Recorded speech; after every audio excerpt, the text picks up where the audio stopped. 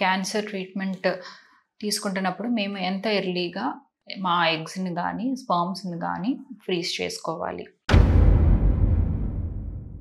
Unmarried వాళ్ళు కూడా ఒక్కొక్కసారి క్యాన్సర్ ట్రీట్మెంట్స్ అనేవి వాళ్ళు తీసుకోవాల్సి ఉంటుందన్నమాట. సో, దానికి యూజువల్‌గా ఎఫెక్ట్ అనేది ఉంటుంది. గొనడోటాక్సిక్ అంటాము వీటిని. ఎఫెక్ట్ అనేది ఉంటుంది.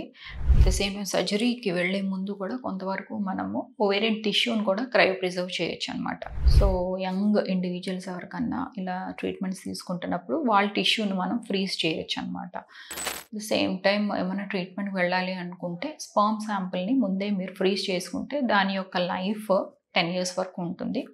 అలాగే ఆడవారిలో కూడా ఏదైనా ట్రీట్మెంట్స్‌కి వెళ్ళాలి అనుకుంటే కీమోథెరపీ ఒకవేళ కంప్లీట్ అయిన తర్వాత మళ్ళీ రికరెంట్ అవ్వకుండా ఉండటానికి మనం వాడే హార్మోన్స్‌లో కూడా హార్మోన్ ప్రొటెక్టివ్ ట్రీట్మెంట్ తీసుకోవడం వల్ల అంటే వాళ్ళకి రికరెన్స్ వచ్చే ఛాన్సెస్ తగ్గుతాయన్నమాట. So, depending about their scenario అనమాట. ఆ సినారియో బట్టి మనము డెసిషన్ అనేది తీసుకుంటాము.